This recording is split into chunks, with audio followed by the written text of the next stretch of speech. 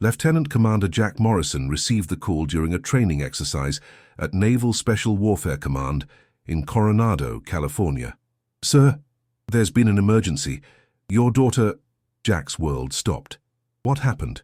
"She fell. At the house. The housekeeper found her at the bottom of the stairs. She's at UCSD Medical Center. You need to come now." Jack was in his truck before the call ended, breaking every speed limit between Coronado and La Jolla. His mind raced with possibilities, each worse than the last.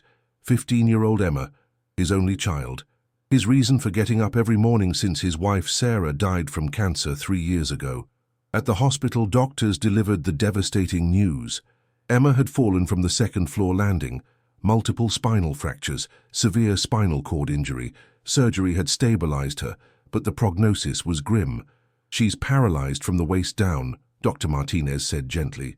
"There's a possibility of some recovery with extensive physical therapy, but realistically, you should prepare for permanent paralysis." Jack stood at Emma's bedside, watching her sleep under sedation, and felt something inside him shatter. His daughter, his bright, athletic, vibrant daughter who'd been on the track team, who'd been planning to apply to colleges, who'd had her whole life ahead of her, gone in an instant. "How did this happen?" Jack asked the housekeeper, Mrs. Chen, when she arrived at the hospital. "You said she fell?" "I don't know. I was in the kitchen. I heard a crash. When I ran to the foyer, she was at the bottom of the stairs, not moving. I called 911 immediately." "Was anyone else in the house?" "No, just Emma and me. She was upstairs in her room doing homework. At least that's where she was when I last saw her." Jack's SEAL training kicked in. Assess, analyze, secure. "Show me exactly where you were, what time it was." "Everything." Mrs. Chen looked uncomfortable but complied, walking him through the timeline. But something felt off. The details were too vague, the explanation too simple. "I'm sorry, Mr. Morrison. I should have been watching her more closely. She's 15, not 5. You shouldn't have to watch her every second." But Jack couldn't shake the feeling that something was wrong. His daughter was coordinated, careful. How does a healthy teenager just fall downstairs she'd walked up and down thousands of times? Over the next 3 days, as Emma slowly woke from sedation and faced her new reality, Jack investigated. He examined the house, the stairs, the landing. No obvious hazards, no sign of what could have caused the fall. He questioned Emma gently when she was coherent enough. "Do you remember what happened?" Emma's eyes filled with tears. "I was coming downstairs. I remember being at the top. Then, nothing. I woke up here. Dad, I can't feel my legs. Why can't I feel my legs?" "The doctors are working on it, sweetheart. You're going to be okay." But Emma wasn't okay, and neither was Jack. Something about this didn't add up. His instincts, honed by years of special operations, of learning to sense danger, of trusting nothing at face value, were screaming that this wasn't a simple accident. But he had no proof, no evidence, just gut feeling. When Emma was discharged 2 weeks later, Jack made a decision. He was bringing her home, but he was taking precautions. No one was going to hurt his daughter again, not on his watch. Jack Morrison wasn't paranoid. He was trained. 20 years as a Navy SEAL had taught him that threats came from unexpected places, that the people you trusted could betray you, that vigilance wasn't optional. It was survival. So when Emma came home in a wheelchair, facing months of painful physical therapy and an uncertain future, Jack took steps. He installed cameras, 9 of them, hidden throughout the house. Living room, kitchen, Emma's bedroom, hallways. The physical therapy room he'd converted from the guest bedroom. Even the bathrooms angled to only show the doorways, not inside, but enough to monitor who came and went. "Is this really necessary?" his sister Kate asked when she visited, and he showed her the monitoring system. "Jack, you're treating your home like a hostile environment. Someone hurt Emma. I don't know how, but I know something's wrong. She fell downstairs. Sometimes accidents are just accidents. I've seen accidents before. This doesn't feel like one. So you're going to spy on everyone who enters your house? The nurses, the therapists, the housekeepers. If that's what it takes to keep Emma safe, yes." Kate sighed. "You need to talk to someone. A therapist. This level of paranoia isn't healthy. It's not paranoia if there's a real threat. And what if there isn't? What if you're just traumatized and projecting?" Jack didn't answer, because he couldn't tell his sister about the nightmares, about waking up seeing Emma at the bottom of those stairs. About the certainty, irrational or not, that someone had pushed her. The Navy had taught him to trust his instincts, and his instincts said danger. Emma needed round-the-clock care.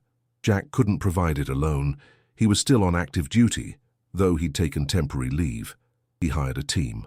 A physical therapist who came 3 times a week, a nurse for daily medical needs, and a live-in caregiver to handle everything else: cooking, cleaning, helping Emma with daily activities. Mrs. Chen had quit the day after Emma came home, guilt-ridden and apologetic. Jack let her go without argument. If she'd been negligent, he didn't want her around. If she hadn't, the guilt was punishment enough. The new caregiver came through a reputable agency. Background check cleared, references checked out. Experience with disabled patients documented. Her name was Amara Williams. 52 years old, quiet, professional, black. Jack hated that he noticed her race. Hated that some part of his brain, the part shaped by implicit bias, by cultural conditioning he'd thought he'd overcome, made a mental note of it. He'd served with men and women of every race and background, had trusted them with his life, had learned that courage and competence had nothing to do with skin color. But Emma's accident had cracked something in him, made him suspicious of everyone, made him see threats everywhere. So when Amara Williams arrived at his door with a calm demeanor and soft-spoken manner, Jack's first thought was, "I'm watching you. Mr. Morrison, I'm Amara, from the agency. Come in." Jack assessed her as she entered. Average height, sturdy build, practical clothes. She carried herself with quiet confidence, not submissive but not aggressive, just present. "I've reviewed Emma's medical files and care requirements. I understand she's dealing with a lot: physical pain, emotional trauma, adjustment to her new circumstances." "That's an understatement. I imagine it's difficult for you as well. Single father, military service, now caregiver. That's a heavy burden. I can handle it." "I'm sure you can, but you don't have to handle it alone. That's why I'm here." Jack showed her around the house, explaining routines, medical equipment, Emma's schedule. Amara listened carefully, asked intelligent questions, took notes. "Does Emma know you've installed cameras?" Amara asked, glancing at one of the visible smoke detector cameras in the hallway. Jack tensed. "How did you—" "I notice things. It's part of being a good caregiver. And Mr. Morrison, I want to be clear, I don't object to being monitored. I have nothing to hide. But if Emma doesn't know she's being recorded in her own home, that's a trust issue we should address. She knows there are cameras in common areas, for security. Does she know how many? Where they all are? That's my business." Amara met his eyes. "With respect, it's also hers. This is her home, her recovery. Being watched constantly, even with good intentions, can feel like a violation." Jack bristled. "I'm protecting my daughter." "I understand, and I'm not judging. I'm just suggesting that protection and surveillance aren't the same thing. One makes people feel safe, the other makes them feel imprisoned. Are you a caregiver or a therapist?" "Both, when the situation requires it. But I'll stop now. Just think about it." She was right, which annoyed Jack, but he wasn't about to admit it to this woman he'd just met. "Emma's in her room. I'll introduce you." Emma sat in her wheelchair by the window, staring at nothing. She'd been doing that a lot lately, just staring, lost in thoughts she wouldn't share. "Emma, this is Amara. She's going to be helping out around here." Emma barely glanced at her. "Hi." "Hello, Emma. I'm glad to meet you." Amara didn't approach immediately. She stood at a respectful distance. "Your dad tells me you like to read. What kind of books?" "Fantasy, mostly. Used to." "Used to?" "Books don't require working legs." "I haven't felt like reading." "That's okay. Depression is a normal response to trauma. But when you're ready, I'd love some recommendations. I'm always looking for good books." Emma finally looked at her. "You read fantasy?" "I read everything, but fantasy's my favorite. Escaping into other worlds, becoming someone with powers and purpose. That's powerful medicine sometimes." "I can't escape this." Emma gestured at her wheelchair. "Not physically, no. But mentally, you can go anywhere, be anyone. That's the magic of books." It was the first time Jack had seen Emma show any interest in anything since the accident. A tiny spark, but it was something.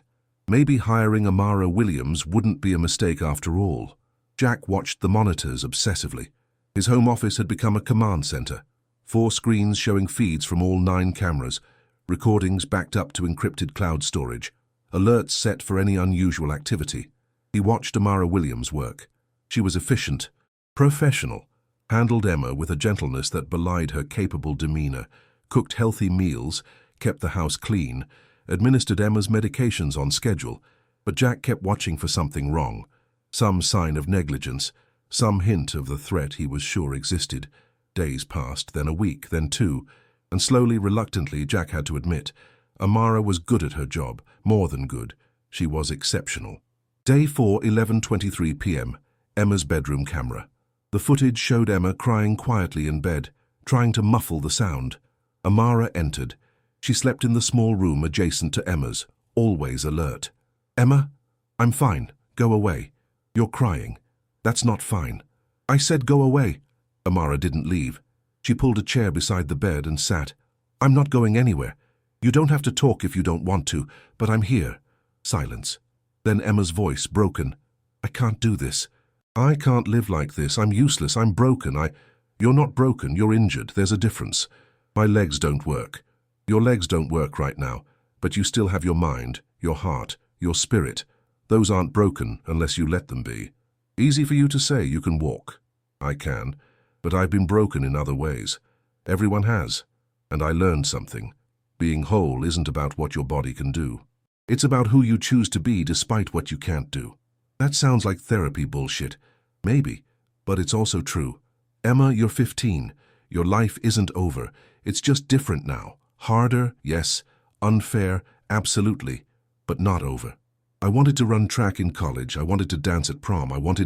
Emma's voice cracked. "I know, and I'm sorry those things were taken from you. But there are other things, different dreams. You'll find them. How do you know? Because you're talking to me right now instead of giving up. That's fight, that's strength. Hold on to that." They sat together in silence. Then Emma asked quietly, "Will you stay? Just for a little while. As long as you need." Watching the footage, Jack felt his throat tighten. He'd been so focused on physical threats that he'd missed Emma's emotional pain. But Amara hadn't. She'd seen it, addressed it, provided comfort. Jack made a note to talk to Emma more. Really talk. Not just about therapy schedules and medications, but about how she was feeling. He'd been so busy protecting her that he'd forgotten to actually be there for her. Day 11, 2:47 p.m., physical therapy room. Camera. Emma was in a therapy session with Marcus, the physical therapist. He was pushing her hard, necessary for progress, but painful. "5 more leg lifts, Emma, come on." "I can't, it hurts." "Pain means you're working. Push through." "I can't." Marcus sighed, clearly frustrated. "Emma, if you don't do the work, you won't improve. Do you understand that?" "I'm trying." "Try harder." Amara entered with water and a towel. She'd been monitoring from the kitchen, and something in her demeanor shifted when she heard the exchange. "Mr. Marcus, may I speak with you privately? We're in the middle of a session. Now, please." Her voice was polite but firm. Marcus, surprised, followed her to the hallway. The camera there picked up their conversation. "With respect, your approach isn't working," Amara said quietly. "Emma's not refusing to try. She's in pain and afraid. Pushing her harder isn't motivation. It's punishment. I'm a licensed physical therapist. I know what I'm doing. I'm sure you do, but I've worked with trauma patients for years. She needs encouragement, not criticism. Progress, not perfection. Can you adjust your approach? Are you telling me how to do my job? I'm advocating for my patient, that's my job." Marcus looked annoyed but chastened. "Fine, I'll adjust." They returned. Marcus's demeanor was noticeably different, gentler, more encouraging. Emma responded better. Watching this, Jack felt something unexpected. Respect. Amara had stood up to a professional, had advocated for Emma, had done it respectfully but firmly. That took courage, especially for a caregiver who technically had no authority to challenge the therapist. Jack started paying attention differently after that, not looking for threats, but watching who Amara really was. Day 18, 3:12 a.m., kitchen camera. Amara was awake, making tea. She looked tired. Jack's motion alert had woken him. He watched the live feed, wondering if this was when she'd do something suspicious. Instead, she sat at the kitchen table with a worn book. Not reading it, just holding it, lost in thought. The camera angle showed her face clearly. She looked sad, haunted. Jack zoomed in on the book. It was old, military-looking, some kind of manual or handbook. Amara closed it, ran her fingers over the cover, and whispered something Jack couldn't hear through the audio feed. Then she put the book away in her bag, finished her tea, and returned to her room. Jack made a note. Check her background more thoroughly. Something in her past she's not sharing. 3 weeks after Amara started, Jack ran a deeper background check. What he found made him sit up straight. Amara Williams, 52, current employment, home healthcare. But before that, a gap. 15 years unaccounted for. Before that gap, U.S. Army. Enlisted at 18, served 12 years. Honorable discharge, but no details. The records were partially sealed. Jack used his military connections, called in favors, and eventually got a name. Someone who'd served with Amara. Sergeant Major Robert Hayes, retired, living in Virginia. Jack called him. I'm trying to learn about someone who served in your unit. Amara Williams. A long pause. Why? She works for me. I need to know who I'm trusting with my family. Then you're lucky. Williams is one of the best soldiers I ever served with. What was her specialty? She was combat medic. Saw action in Iraq and Afghanistan. Saved more lives than I can count. Brave as hell. Why'd she leave? Another pause. That's her story to tell. But I'll say this. She left because of something that wasn't her fault. Something that broke her heart. And if she's working for you now, be grateful. You've got someone who knows how to protect people when it matters most. After the call, Jack stared at the monitors showing Amara folding laundry, completely unaware she was being watched. Combat medic. 12 years of service. Honorable discharge. Something tragic that ended her career. Who was this woman really? Day 25, 7:43 p.m. Living room. Camera. Emma and Amara were watching a movie. Emma laughed, actually laughed, at something on screen. Jack, watching from his office, felt his chest tighten. He hadn't heard Emma laugh in months. That's the first time I've heard you laugh since the accident, Amara observed gently. Emma's smile faded. I forgot for a second. Forgot that everything's different now. That's not a bad thing. Life goes on. Joy still exists. You're allowed to feel it. But I'm supposed to be sad, angry. I'm paralyzed. You can be sad and angry and still laugh at a funny movie.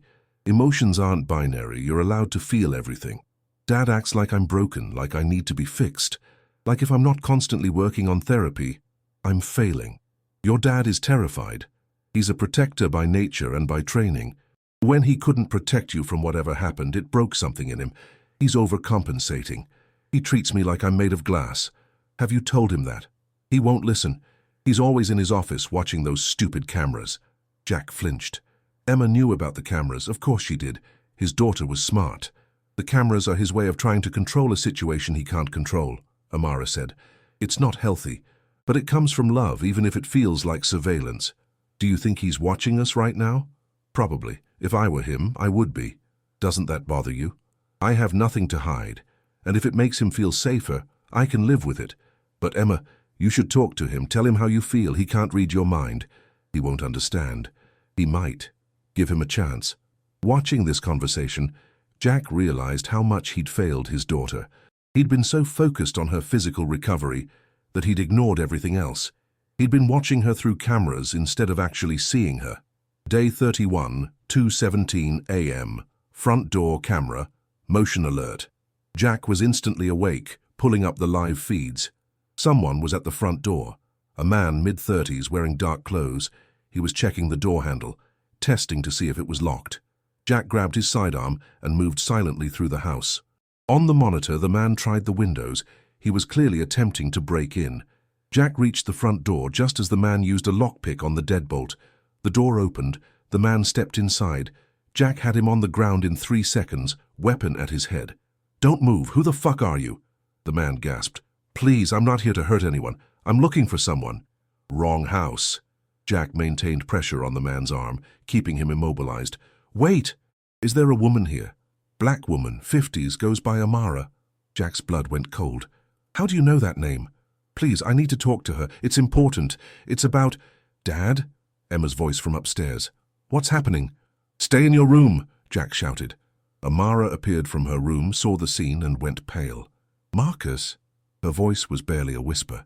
The man on the ground struggled to look up. Mum, I'm sorry. I didn't know where else to go. They found me. Mom. Jack looked between them. What the hell is going on? Mr. Morrison, please let him up. He's my son. He's in trouble. Jack didn't release his hold. Start talking. Now. Amara took a shaky breath. My full name is Amara Williams Carter. I was married. Had a son. My husband was Army Special Forces. 15 years ago, he was killed during a classified operation overseas. The circumstances were complicated. People wanted to silence anyone who knew the details.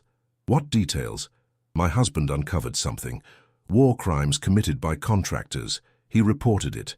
They killed him and made it look like enemy action. Then they came after me and Marcus. I spent 15 years keeping us hidden, moving constantly, working jobs where I could disappear. Jack's mind raced. And now? The man on the ground, Marcus, spoke urgently.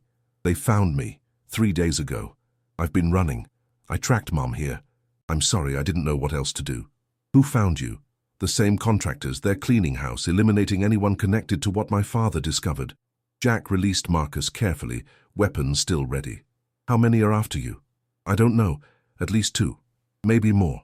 Amara moved to her son, checking him for injuries with practiced medical efficiency. Are you hurt? I'm fine. But Mom, they know you're alive. They'll come here. Then we need to move.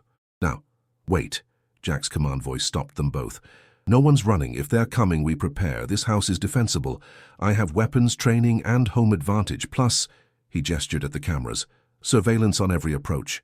Mr. Morrison, this isn't your fight. You're in my house, my daughter's here. That makes it my fight. Jack looked at Marcus. You have military training? Some. Dad taught me basics before he died. Mom taught me more. Good. Amara, I'm guessing you know how to handle weapons? I was Army combat medic for 12 years. I can shoot. Then we set up a defense. How much time do we have? Marcus checked his phone. They were 6 hours behind me, maybe less now. Then let's get to work. Jack moved into tactical mode. Emma, I need you to go to the safe room now. The panic room he'd installed when he'd bought the house. Paranoid, Kate had said. Necessary, he'd known. Dad, what's happening? Situation I need to handle. You'll be safe. Amara's son brought trouble, but we're dealing with it. I can help. You can help by staying safe, please, Emma. For me. Emma, reading the seriousness in his face, nodded. Amara wheeled her to the hidden safe room behind the Home Office bookshelf. It's reinforced steel, soundproofed. Has supplies for 3 days, Jack explained. Password locks from inside and out. Once you're in, no one gets in without the code. Not even me if you don't want them to. Take care of them, Emma said to Amara. I'm staying out here. You'll be safer alone. But I'm a combat medic and your caregiver. They need me out here. You'll be fine. Trust me. Emma nodded and sealed herself inside. Jack, Amara, and Marcus gathered in the living room. Show me the monitor feeds, Amara said. I need to understand our sight lines. Jack pulled up the displays. All 9 cameras showing every approach to the house. Good coverage, but we need early warning. Do you have perimeter sensors? Motion-activated lights and cameras at all entry points. Not enough. We need to know when they're coming before they reach the house. Amara thought fast. Marcus, do you still have those early warning devices? Her son pulled small electronic sensors from his bag. Tripwires. They'll ping my phone when crossed. Gives us 30 seconds warning. Place them at the property line. All approaches. Move fast. Marcus disappeared into the darkness. Jack watched Amara work. The quiet, gentle caregiver was gone. This was a soldier. Calm, efficient, dangerous. You've done this before. More times than I care to count. Spent 15 years hiding, but that doesn't mean I forgot my training. My husband trained me in tactical defense before he died. Said if they came for me, I needed to be ready. Why didn't you tell me? Would you have hired me if you knew I was being hunted by military contractors? Would you have let me near your daughter if you knew people might come looking for me? She was right. He wouldn't have. How many are coming? Marcus said at least 2, but these are professionals. Former spec ops, working private security now. They're good at what they do. So am I. And this is my house. My rules. My territory. Amara met his eyes. Mr. Morrison, Jack, I'm sorry I brought this to your door. I'll leave. Draw them away from Emma. You're not going anywhere. We finish this here, together. Understood? Understood. Marcus returned. Sensors placed. We'll know when they approach. Jack distributed weapons. Amara, you take the AR-15. Marcus, the shotgun. I'll use my rifle. We hold the interior. Don't let them get inside. Amara, you're on medical duty if anyone gets hit. Marcus, you watch the rear approaches. I'll take the front. We communicate via these, he handed out comm units, and we don't take unnecessary risks. Our goal is to survive, not be heroes. One more thing, Amara said. They'll try to draw us out, create distractions, maybe even fake distress calls. Don't fall for it. We hold the house. Jack nodded. Good intel. Anything else I should know about these contractors? They play dirty. No rules of engagement. They'll use civilians if they think it'll give them an advantage. And they don't take prisoners. Then neither do we. They took positions, waited, watched the monitors. At 4:47 a.m., Marcus's phone pinged. North perimeter. 2 contacts. Jack switched the monitor views. Enhanced infrared showed 2 figures approaching through the trees. Confirmed. 2 hostiles. Armed. Moving tactical. They'll split up, Amara predicted. Try to breach from multiple points simultaneously. Marcus, get ready on the back door. Jack, I'll cover the side windows from here. Don't engage until we know their full approach pattern. The figures split. One moved toward the front door. The other disappeared from view, heading for the rear of the house. Marcus, hostile approaching your position. I see him. Jack watched the front approach. The man was good, using cover, moving in bounds, checking angles, professional, military trained. They're testing us, Amara said quietly. Seeing if we're aware, gauging our response. Don't give them anything yet. The man at the front door tried the handle. It was locked. He didn't try to pick it, just withdrew back to cover. They know we're ready, Jack said. Now what? As if in answer, his phone rang. Unknown number. Don't answer it, Amara warned. It's psychological warfare. But Jack had an idea. He put it on speaker without answering. Let it ring once, twice, then, Mr. Morrison, we know you're there. We're not here for you. We just want Amara Williams and her son. Give them to us and you and your daughter are free to go. Jack's voice was ice. Wrong answer. Leave now and you might survive. Stay and I guarantee you won't. A laugh. Big talk for a washed-up SEAL playing security guard. We're professionals. You're a single father with a crippled kid. You really want to do this? Come find out. Jack hung up. That was your ego talking, Amara said. Not strategy. That was me telling them we're not negotiating. They need to know we're committed. Or you just painted a bigger target on us. They were always going to come in. Now they're angry. Angry people make mistakes. As if proving his point, gunfire erupted, shooting out the front windows, trying to create entry points. Get down! Jack returned fire, precise shots aimed at the muzzle flashes. From the rear, more gunfire. Marcus responding with the shotgun. 2 at the back, Marcus called over comms. They brought friends. 4 total then, not 2. Amara was already moving, checking angles, providing covering fire. Jack, they're trying to pin us down. Suppressive fire while they maneuver. Don't let them establish fire superiority. Jack's training took over. This was what he'd spent 20 years preparing for. He moved through the house like water, using cover, firing calculated shots, denying the attackers any advantage. But they were good, very good, and there were 4 of them. This was going to be a long night. The firefight intensified. Jack held the front approach, using the doorway and windows as firing positions.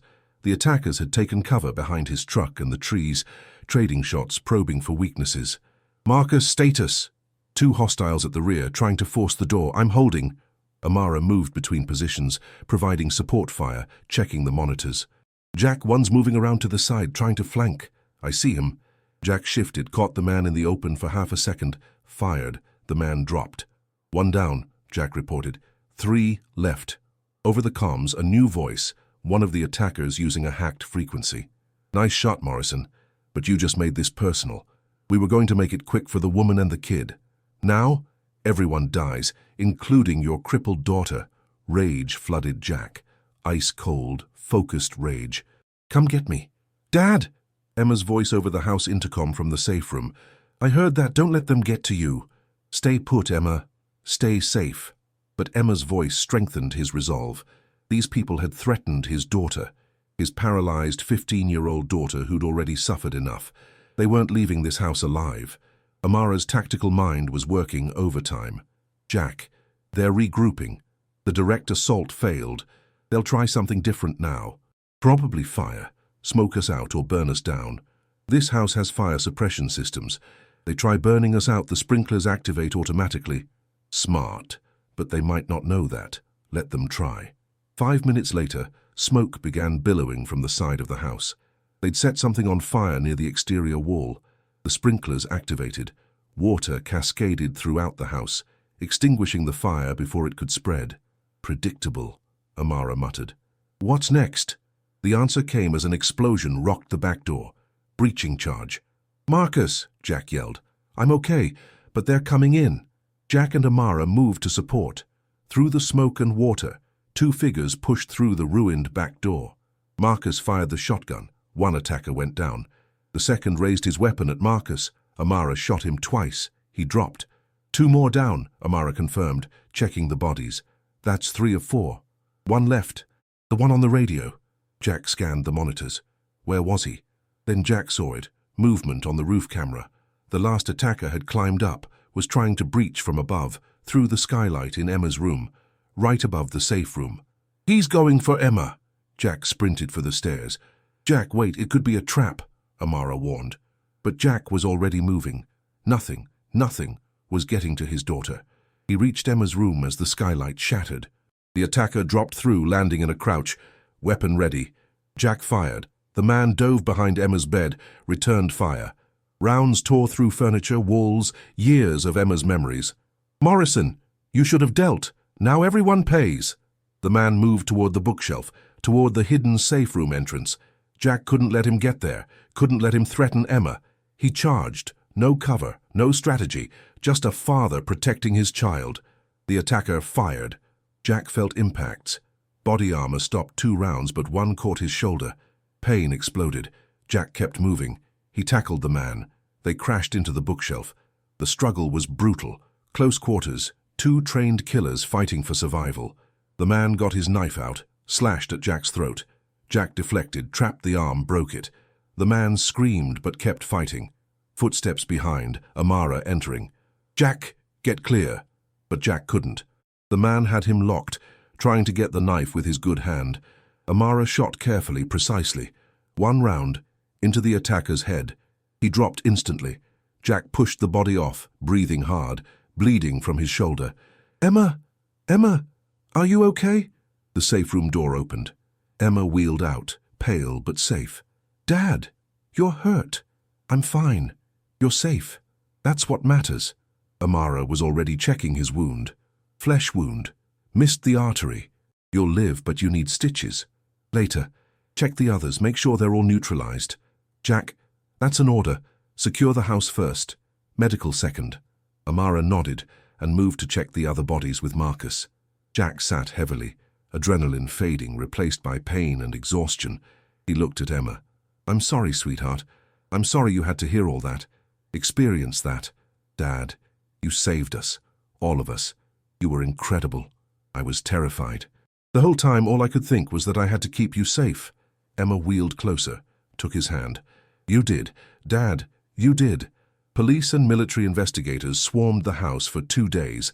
4 dead bodies, weapons, evidence of a coordinated assault.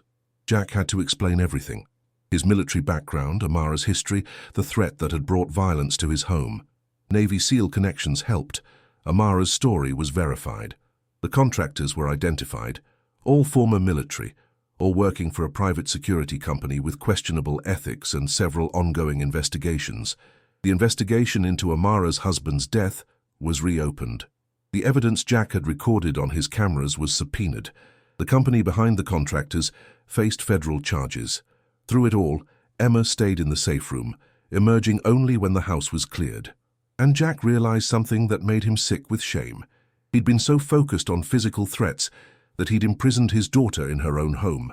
The cameras, the paranoia, the surveillance. He'd thought he was protecting Emma. Instead, he'd been suffocating her. 3 days after the attack, after the investigators left, Jack called Amara to his office. I'm removing the cameras, all of them. Amara looked surprised. The ones in common areas make sense for security. No, all of them. I don't need them anymore. Why? Jack pulled up footage. The hours and hours he'd spent watching Amara with Emma. The gentle care, the advocacy, the protection. Because I was watching for danger, and missed the heroism happening right in front of me. You weren't a threat. You were the safest person in this house, and I was too blinded by paranoia to see it. You were afraid. You'd lost your wife, almost lost your daughter. Fear made you cautious. Fear made me racist, Jack said bluntly. Let's be honest, I watched you more closely because you're black, because some ugly part of my conditioning made me see you as other, as someone to monitor instead of trust. Jack, no, let me say this. I'm ashamed. I pride myself on being better than that, on serving with people of all backgrounds, on judging people by their actions, not their appearance. But when it came to my daughter, all my implicit biases came roaring back, and I'm sorry, I'm so deeply sorry. Amara was quiet for a moment. Then, apology accepted. But Jack, you need to understand something. I've been watched my whole life, followed by security in stores, pulled over by police for no reason, monitored because of the color of my skin. Your cameras were just one more set of eyes, assuming I'd do something wrong. I know, and I can't undo that. But I can do better going forward, starting with removing the cameras, starting with trusting you the way you've earned. What about protection? You installed them for a reason. I installed them because I didn't trust anyone, but I've learned something. Real security doesn't come from surveillance. It comes from knowing who's watching your back. And Amara, you've been watching my daughter's back better than I was. That's all the security I need. Amara smiled. You're a good man, Jack Morrison. Flawed but good. That's more than most people manage. That evening, Jack sat with Emma. I'm taking down the cameras. All of them? All of them. I was wrong to install so many. I thought I was protecting you, but I was really just controlling you, making you a prisoner in your own home. Emma looked at her hands. I hated them. Felt like I couldn't breathe, couldn't have any privacy, couldn't just be. I know, and I'm sorry.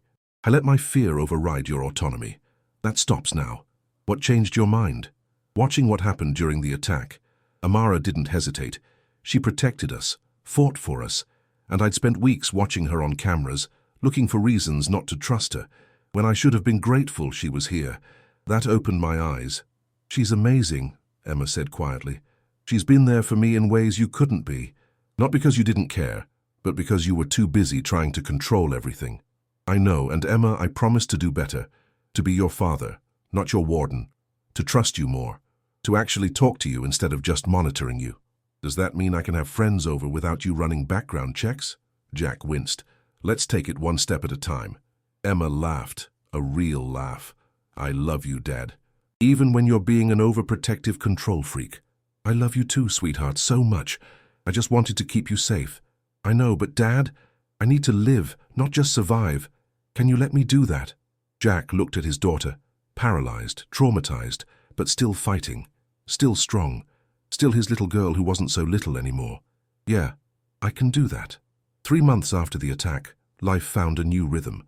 Emma was making progress in physical therapy. Slow progress, but progress. She'd regained some sensation in her left leg. The doctors were cautiously optimistic. More importantly, her mental state had improved dramatically. She'd started reading again, made friends with other disabled teens online, even talked about adaptive sports. I want to try wheelchair basketball, she announced one evening. That's great, Amara encouraged. I'll help you research local teams. Dad? Emma looked at Jack nervously. Is that okay? Of course, whatever you want to try, we'll make it happen. The old Jack would have worried about injuries, about Emma pushing too hard, about all the things that could go wrong. The new Jack, the one learning to trust, simply supported his daughter's choices. Amara had stayed on as Emma's caregiver and the household manager, but her role had evolved. She was family now, not just an employee, but someone they relied on, someone they loved. Marcus visited frequently. He'd found work as a security consultant. Ironically, his years on the run had given him expertise in personal protection and threat assessment. Your dad's teaching me advanced tactical skills, Marcus told Emma during one visit. Says I have potential. He likes having someone to train, Emma said. Makes him feel useful now that I don't need constant watching. You doing okay? Really okay? Better than I was. Still paralyzed. Still dealing with that. But I'm not just surviving anymore, I'm actually living. Amara helped with that. She's good at that. Helped me survive too all those years we were running. Never complained, never gave up. Just kept us moving, kept us safe. She's incredible. Your mom's a hero. Yeah, she is. Jack and Amara had developed an unexpected friendship. They'd both been soldiers, both lost spouses, both struggled with how to protect the people they loved without smothering them. I'm thinking about going back to work, Jack told her one evening. Active duty, Emma's stable, you're here, maybe it's time. Do you want to go back? Part of me does. I miss the work, the purpose, the brotherhood. And the other part? Is terrified to leave Emma, terrified something will happen while I'm gone. Jack, Emma's 15. In 3 years she'll be 18, going to college, living independently, making her own choices. You can't protect her forever. I know. But after what happened, you learned that hypervigilance isn't protection, that trust is stronger than surveillance, that Emma needs a father who believes in her strength, not one who obsesses over her vulnerability. When did you get so wise? 15 years of running from killers. It clarifies your priorities. Jack laughed, then asked seriously, will you stay? If I go back to active duty, will you stay with Emma? I trust you. Completely. If you're here, I know she's safe. I'm not going anywhere. Emma's my family now, so are you. We're in this together. Thank you. For everything. For saving Emma's life during the attack. For being the person I should have trusted from the beginning. For teaching me that not all threats wear masks. Some wear prejudice and fear. You've learned and grown. That's all anyone can do. And Jack, thank you for giving me a place to stop running. A home. A family. After 15 years, I forgot what that felt like. 1 year after the attack, the Morrison household was unrecognizable from what it had been. The cameras were gone, replaced by a simple security system that alerted to entry but didn't record. Emma was thriving. She'd joined an adaptive sports league, made friends, even started dating a boy from her wheelchair basketball team. His name is Tyler, she told Jack nervously. He wants to come over for dinner. Is that okay?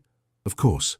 Does he know your father is a Navy SEAL who knows 17 ways to kill someone with a fork? Dad. Kidding. Mostly. Yes, he can come to dinner. I'll be civil. Amara will keep you in line if you're not. That she will. Emma wheeled closer. Dad, thank you. For everything. For protecting us during the attack, for taking down the cameras, for letting me live my life instead of wrapping me in bubble wrap. You're welcome. And Emma, I'm proud of you. So incredibly proud.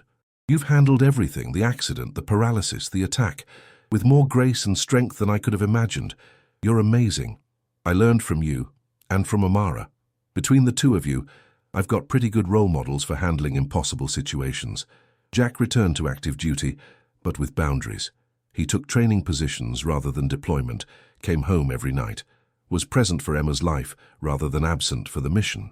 Oh, you've changed, his commander observed during a performance review. More balanced, less intense. I learned that hypervigilance isn't the same as effectiveness, that sometimes trusting others makes you stronger, not weaker. Whatever it is, it's working. Your training programs are excellent. The recruits respect you, and you seem happier. Jack was happier. For the first time since Sarah died, he felt whole. Amara had rebuilt her life too. She'd testified at the trials of the security company executives. Her husband's death was officially reclassified as murder. The men responsible went to prison. Does it help? Jack asked. Getting justice. It doesn't bring him back, but it means his death meant something. That the truth came out. That other families won't suffer the same way. So yes, it helps. And you? What's next for you? I'm staying. Emma still needs me. And honestly, I need her. Need this family. For 15 years I ran. Now I want to plant roots if you'll have me. This is your home, Amara, as long as you want it to be. On the anniversary of the attack, they held a quiet memorial service in the backyard. Not for the men who'd died attacking them. They'd made their choices and paid the price. But for Sarah, for Amara's husband, for all the losses they'd suffered that had led them to this moment. We've all been through hell, Jack said, Emma and Amara beside him. Lost people we loved, been hurt in ways that seemed unbearable, but we survived. And more than that, we found each other, built something good from all that pain. Sarah would be proud of you, Emma, proud of how strong you've become, and she'd be grateful to Amara for caring for you the way she would have. My husband would be proud that his death ultimately brought justice, that his sacrifice mattered, that our son is safe and building a life. Emma added softly. I used to think the accident destroyed my life, took everything away, but it also brought Amara. Taught Dad to be present instead of just protective. Showed me I'm stronger than I knew. I wouldn't choose to be paralyzed, but I also wouldn't trade this family for my old life back. They stood together, three people bound by trauma and healing, by mistakes and forgiveness, by fear transformed into trust. 2 second chances, Jack toasted with sparkling cider. To new beginnings, Amara added. To family, Emma finished. The one we chose. They drank together, and as the sun set, Jack looked at these two incredible women, his daughter and the woman who'd saved them all, and realized something profound. He'd installed cameras to protect Emma from threats, but the real threat had been his own fear, his inability to trust, his prejudice disguised as vigilance. The cameras had shown him many things, but the most important thing they'd revealed was his own blindness. He'd watched Amara for weeks, looking for reasons to distrust her. Instead, he'd witnessed courage, compassion, and competence that humbled him. The black maid he'd surveilled had turned out to be the bravest person in the house. The person he'd doubted had been the one who never doubted him, or Emma. And when danger came, she'd stood her ground, fought beside him, and saved them all. Not because she was paid to, but because that's who she was. A warrior, a protector, a hero. Jack had learned a lesson 20 years of military service hadn't taught him. That true security comes not from control, but from trust. Not from watching others, but from being worthy of their loyalty. He'd been a Navy SEAL. Amara had been an Army combat medic. Different branches, different backgrounds, different colors, but the same heart, the same courage, the same commitment to protecting those who couldn't protect themselves. And together, they'd built something neither could have built alone. A family. Not perfect, not traditional, but real. And that was enough. 5 years later, Emma Morrison graduated from UCLA with honors, majoring in adaptive sports therapy. She'd spent 5 years proving that paralysis wasn't limitation, it was adaptation. She'd competed in wheelchair basketball nationals, traveled the world, lived independently, thrived. At her graduation, Jack and Amara sat together in the audience, both misty-eyed with pride. She's incredible, Amara whispered. She learned from the best, Jack replied. After the ceremony, Emma wheeled over with her girlfriend Sarah. Yes, she'd named her after Jack's late wife, a tribute Emma had given with love. I got a job offer, UCLA Medical Center, working with spinal injury patients, helping them navigate recovery.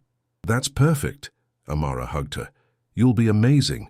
I learned from you how to advocate, how to see people's strength, not just their limitations, how to be present for people at their worst moments. That's all you, Amara. Later at the celebration dinner, Marcus joined them. He'd become a successful security consultant and was engaged to a physical therapist he'd met through Emma's treatment. To family, Marcus toasted, the one we build, not just the one we're born into. Everyone drank, and Jack looked around the table. Emma vibrant and confident, Amara at peace, Marcus thriving, and marveled at how far they'd all come. 5 years ago, he'd hidden cameras throughout his home, certain that surveillance was security. Now he knew better. Security wasn't cameras. It was love. It was trust. It was people who showed up when things got hard and stayed until things got better. He'd thought he was protecting Emma with his 9 hidden cameras. Instead, Amara had protected them all, with her skill, her courage, and her heart.